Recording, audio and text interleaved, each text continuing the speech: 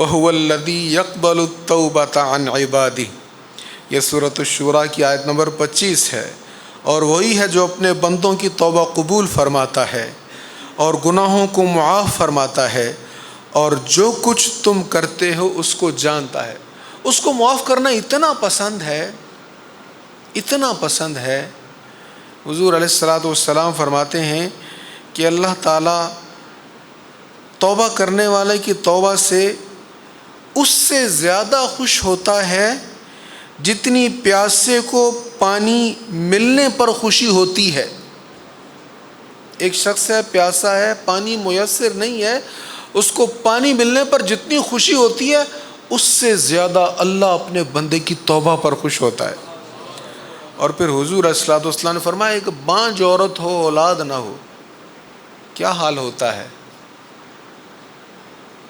میں اس کیفیت کو تھوڑا سا جانتا ہوں، مجھے بہت سے لوگ کہتے ہیں، اور جب وہ کہہ رہے ہوتے ہیں نا ان کے اندر کا درد ان کے لفظوں سے جھلک رہا ہوتا ہے۔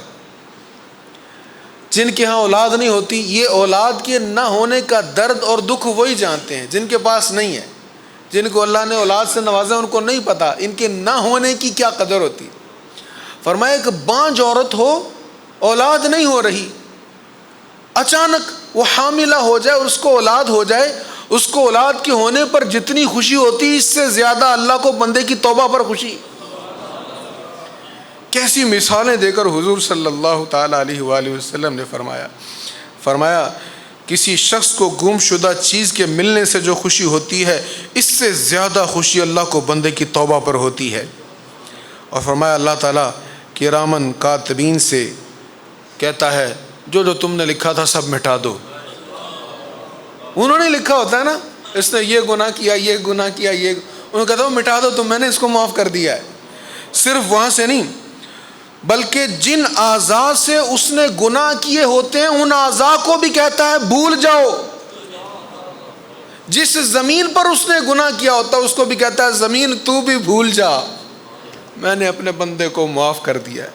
کیسا ستار ہے، کیسا پردہ ڈالنے والا ہے، کیسا معاف فرمانے والا ہے۔ نبی رحمت صلی اللہ تعالیٰ علیہ وآلہ وسلم نے ایک اور مثال دی۔ فرمایا ایک مسافر سفر کر رہا ہے، تھک جاتا ہے، سو جاتا ہے، جنگل ہے، سواری اس کی پاس کھڑی ہے، سواری کے اوپر اس کا ساز و سامان ہے، آنکھ لگ گئی۔ جب آنکھ کھلی تو اس نے دیکھا اس کی سواری غائب ہے۔ اب سواری کے اوپر ہی اس کا کھانا پینا، زاد راہ سب کچھ، اور سواری ہی اس کو اس جنگل سے نکالنے کا سبب ہے۔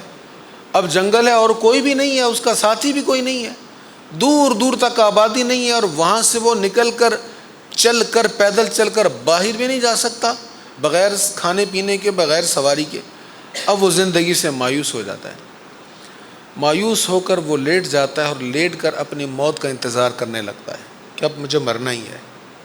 پھر آنکھ لگ جاتی ہے، اب دوبارہ آنکھ کھلتی ہے تو دیکھتا ہے سواری سامنے کھڑی ہے، سواری کے اوپر پورا سامان ہے، ساز و سامان ہے۔ فرمایا جتنی خوشی اس کو سواری دیکھ کر ہوتی ہے اس سے زیادہ خوشی اللہ کو اپنی بندے کی سچی توبہ پر ہوتی ہے۔ اللہ تعالی ہمیں سچی توبہ کی توفیق نصیب فرمائے۔